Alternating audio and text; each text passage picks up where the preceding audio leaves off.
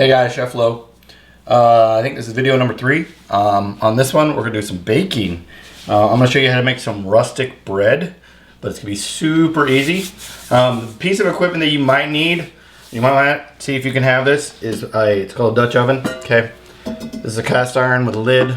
It's pretty heavy.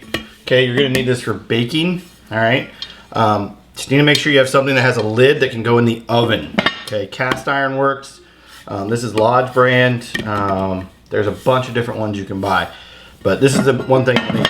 We won't need that right now though. First thing we need is a bowl, and I've already pre-measured 3 cups of flour.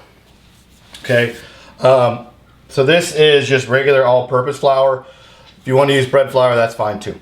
Both work. Okay, so then I have an extra little bit of flour here that we're going to use when we turn our dough. Okay, over here I've got yeast, okay, salt, and I have 1.5 cups of warm water. Okay, all I did was I measured out 1.5 cups and I microwaved it for a minute. Okay, you want it about 130 degrees. It's gonna feel warm to you, almost to the point of hot, but not burning. Okay, you should be able to stick your finger in without freaking out.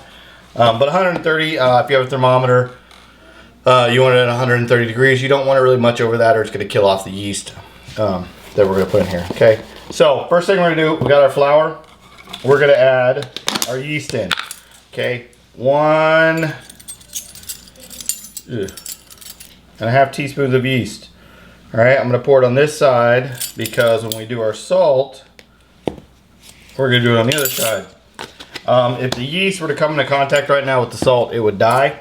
We don't want that to happen. Yeast is kind of a live thing. Also, if the water's too hot, again, yeast will die. So the salt is actually our flavor.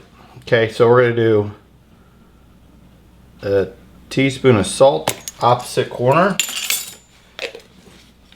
Okay. Now that those are in, we're gonna stir in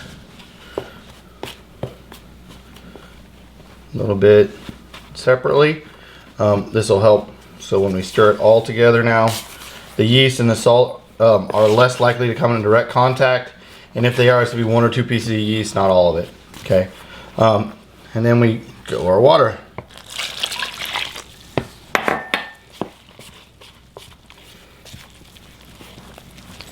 And we stir and stir until it's all combined and makes a nice dough. Okay.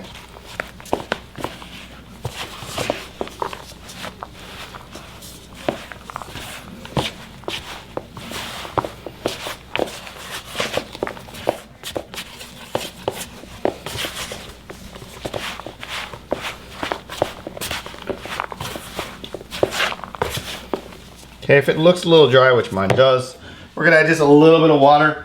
Rather than wait for me to microwave more, just make sure you get hot water out of your faucet. It doesn't have to be super hot. We're just got a little bit. Okay, because we want this to be a nice dough. Okay, we want it to form into a ball. Okay, I'm using a spatula, rubber spatula. If you want to use your hands, go for it. Nothing wrong with that at all. I will switch over to it.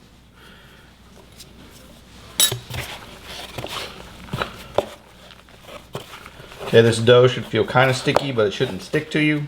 It should be warm, soft, pliable right now. That's what we're looking for.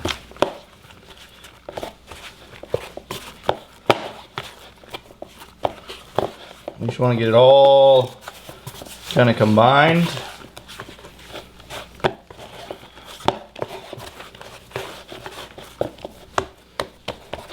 Okay, got a nice ball there. Next thing I'm going to do is we're going to wrap it. Okay, we want this to be wrapped pretty well. We want to seal really well.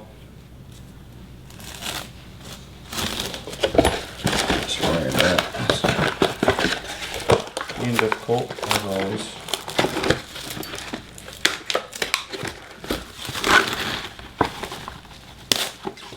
Okay, what I found works best, if you have the plastic wrap that sticks, works really good. If not, 2 pieces, one longer than the other, right over the top. My dog's going crazy. Okay.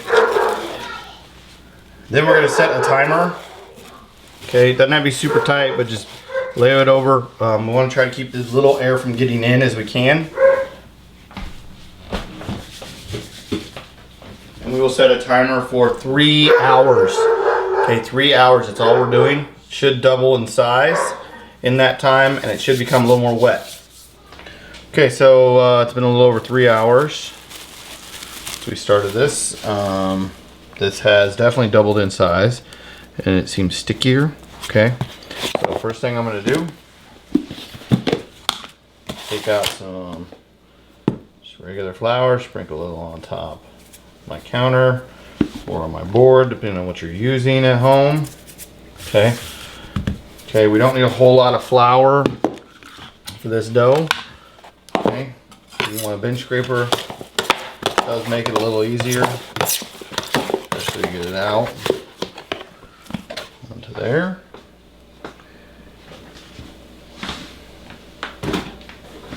And all I'm going to do is fold and push. We're going to knead it, not very much, just a little bit. Okay, get into a ball. Okay, for this we're going to use our pinkies. And we are just going to, both sides, push in the bottom while moving in a circle. Everybody see that? Okay. And we're just going to keep going around a couple times. So we have a nice ball. Okay. Nice ball like that. Okay. Next, get our bowl back.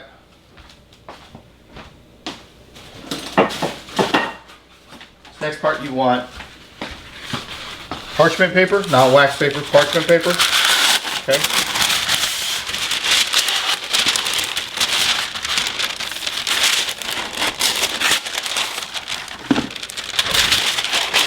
And we're going to put this right in, parchment paper and all, just like that. We're then going to take a towel, get it slightly damp.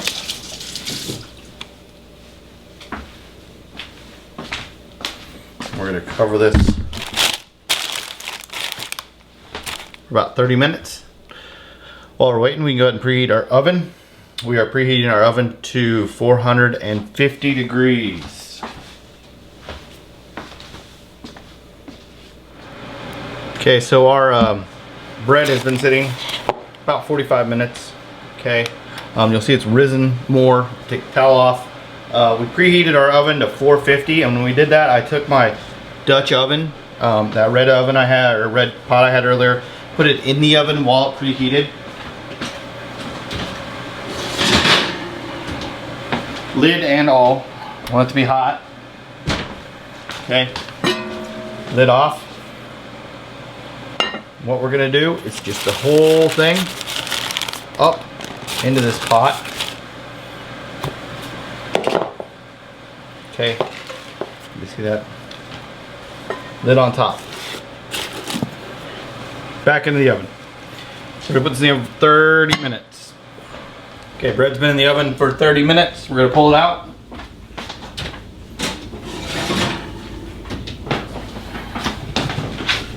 At this point, we're gonna take the lid off.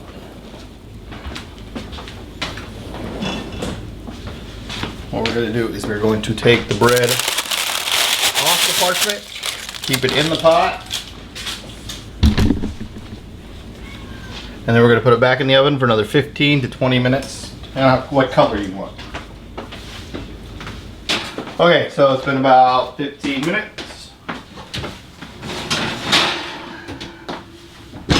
going to pull the bread out right here. Nice dark crust.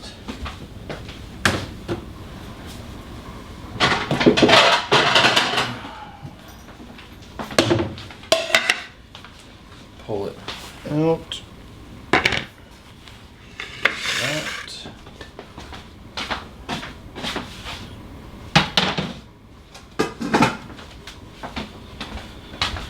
If you want to go darker, you can go darker. But this is our, it'll crunch pretty good right there. And there we go. Quick and easy, rustic looking loaf. Slices up nice. Good for sandwiches and toast.